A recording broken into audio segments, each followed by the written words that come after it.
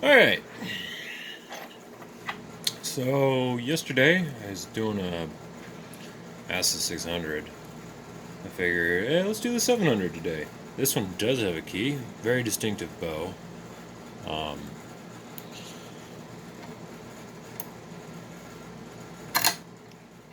Works nicely. This lock used to be a real nasty pick eater, and but then I remembered lock lubricant is a thing. This stuff, graphite powder. Some people use WD-40, whatever the fuck you like to use. All right, doesn't matter. Now it's so easy. I used to have to put so much. I had put so much tension on this lock to get any feedback. I actually broke the tip off of a 50 thousandths pry bar. Sheared it clean off. It's the thickest pry bar Peterson makes, and I broke it on this lock. Put some lube in. So damn easy. It also ate one of my Sparrow short hooks.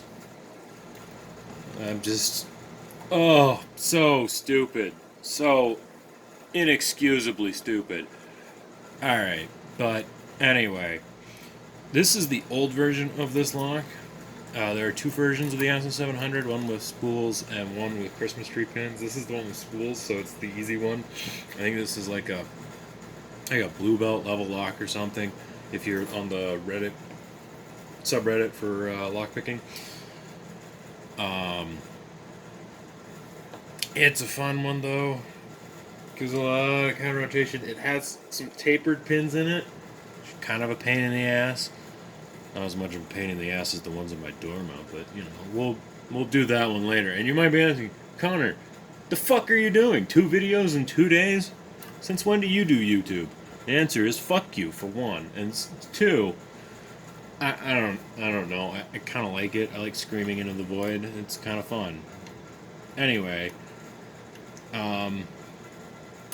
this lock, say like medium tension. Keyway is wide open, so 25 thousandths all the way from down below. Pin 7 has a serious taper to it, so you just kind of have to bounce between 7 and some of these other pins. I think, no, 3's the door mount, I'm trying to remember, but 7, I think 1, there we go. Pin 1 was holding me up. I just go to the back, yep, and touch pin 7, it goes into an even deeper falset. And that's what you want to see. I don't know if the pinning's the same on all of these, but anyway, once you get that, you just pretty much pick whatever pin you want. It gives a huge amount of counter rotation, and then you're going to want to tap 7 again, or whatever your pin that's tapered that drops down is. On this one it's 7. To get it back to the deepest falset, tap the next spool, good click, tap 7 again to get it back into the deep falset, and repeat. If you press on it and it doesn't give counter rotation, leave it alone. These spools are like completely sloped. Some of the worst designed spools ever, which is why this is a very easy pick. Just got it open in like a couple of minutes. Alright, also noticed in the last video I wasn't wearing pants, so that's out there forever. Anyway, so yeah, this is a fun one. I don't have a follower big enough for this lock because I only own this one follower that I got from Sparrows a while back, part of their reload kit, I think. It fits like most locks, but not all of them.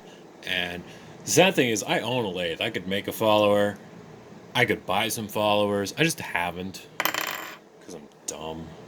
I do have the key, so we're gonna lock this back up.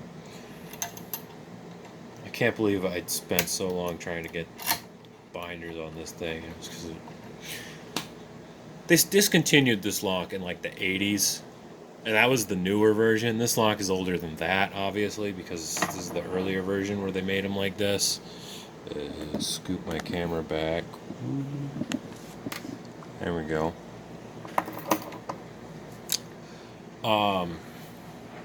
So I don't know why I didn't think to put some lube in it, because it's like at least 50 years old, if not older. I don't know exactly when they discontinued this model of this lock, but you'd think a lock that's 50, 60, maybe even older than that years old, I don't know, put some lube in it, because maybe no one's lubed it in 30 years. Or, you know, you can break your picks. It's your choice, whatever. Alright. This thing's got a cleat on it. Come on.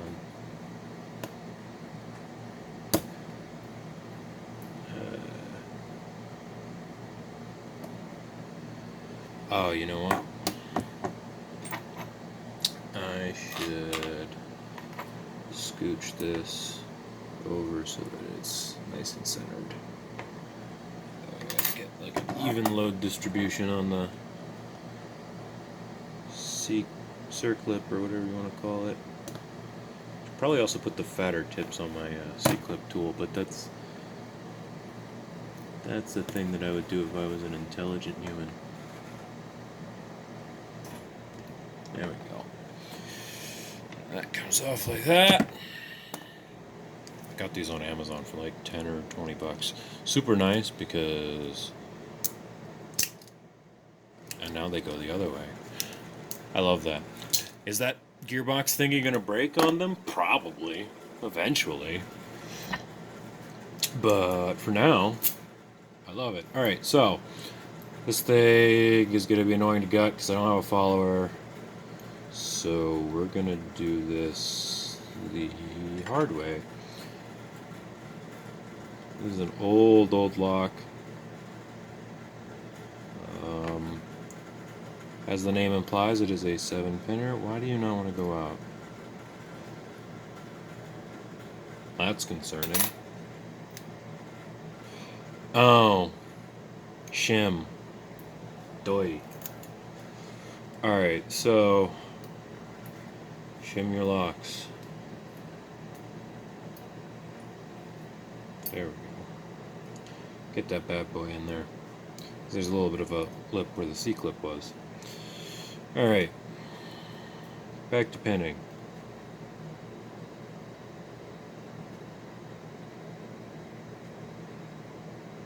Might not have thought this all the way through, but that's fine. We're just gonna do this.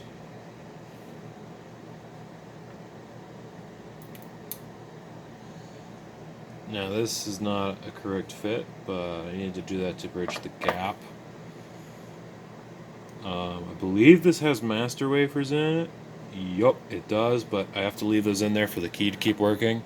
So that's where they're gonna stay.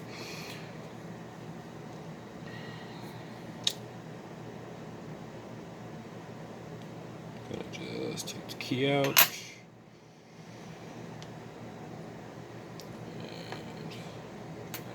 All these pins.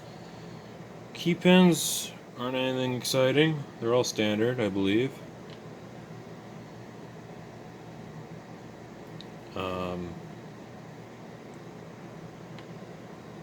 Yeah, all standard. Ooh, it's a thin wafer.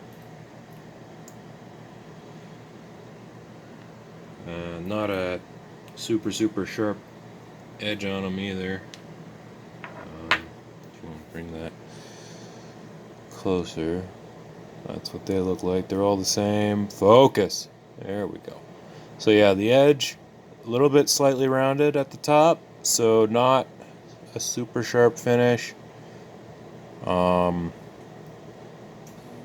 Oversets are not really a problem with these in my experience. Doesn't seem to happen very often or very easily. So, I don't know. On the newer version, I use that word deliberately because it's still 40 years old, but on the new version of this, it has undercuts. This lock, however, does not. There's nothing inside this at all. I'm getting graphite all over myself because I just lubed this thing. So yeah, nothing special on the core. Yeah, my hands are covered in shit. Luckily, graphite washes off really easy, so it's fine. Don't worry about it.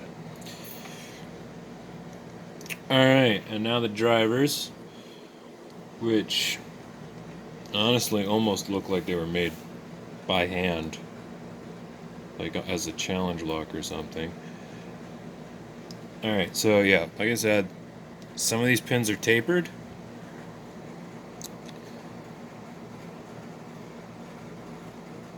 Focus, you fuck. Come on. Show the taper to the people. There you go. So if you look at that, you'll notice the end is tapered. That allows it to drop into the core after it's been set every time you set something else, and you just kind of have to keep poking at it until it gets stuck on there. The one in chamber 7 is especially bad. So I'll show you guys what he looks like. Springs are long, but other than that, nothing special. Nothing's interesting in the Bible either. Another tapered pin. And the tapers on these aren't very consistent. Like some of them, like the first pin, the taper goes much deeper than it does on the second pin. So, I mean, in fairness, this is an old lock. Made a long time ago. And it was pretty good for when it was built. But it's just like, usually I would expect more from ASSA, you know? Alright, and here's this. I'll show you the next one because it's longer. Oh! Shit. That's. Oh, that's not what you want to see. Oh, thank God, there it is. Okay. The spools are coming along. I think we're getting up on 15 minutes now. This one's even smaller. They did balance the pin stacks on this, though, which is usually a sign of quality. So, you know, they were at least trying. And interestingly, this spring on chamber 4, the one right in the middle, is a different spring. You'll see that when I go in for the close-up. I don't know why they do this. If someone knows what that's about, please tell me. Because I would love to know. Ooh, that one. There we go. That's the nice long one I wanted to show off. Alright, so that is what the spool looks like. Up nice and close. Focus! Thank you. No.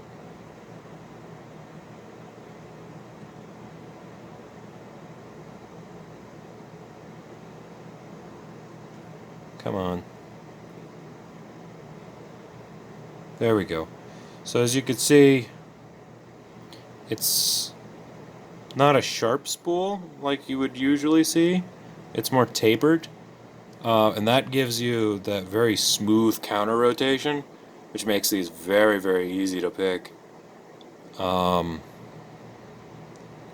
so they're just, I don't know, they're just very smooth. It reminds me of what you would see in like a challenge lock that someone made with a file or something. Not something that I would normally expect to see from a commercially made pin. And then there's this last one. This is the last tapered pin. He's interesting because this is the reason he drops down so much, is his taper is much more severe than the other tapered pins. So he drops down a lot. I'm not going to bother taking the rest of the springs out because they're all the same. And there's nothing interesting in the Bible, so this is what the pins look like.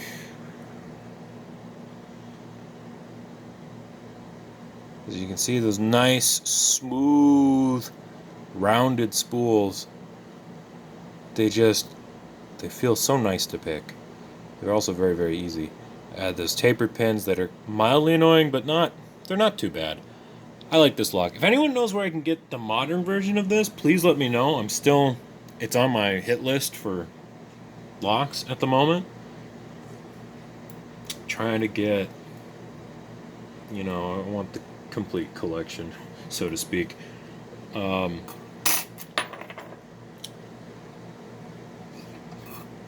I want the one that has the Christmas tree pins in it.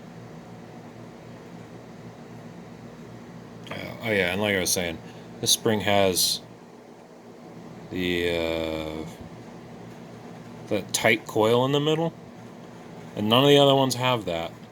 I don't know why. It's right in the middle. I think once heard them referred to as an anti-bump spring, but I don't know if that's true or if it works. But yeah, so fuck it, we're done. Cool. See you guys next time, I suppose.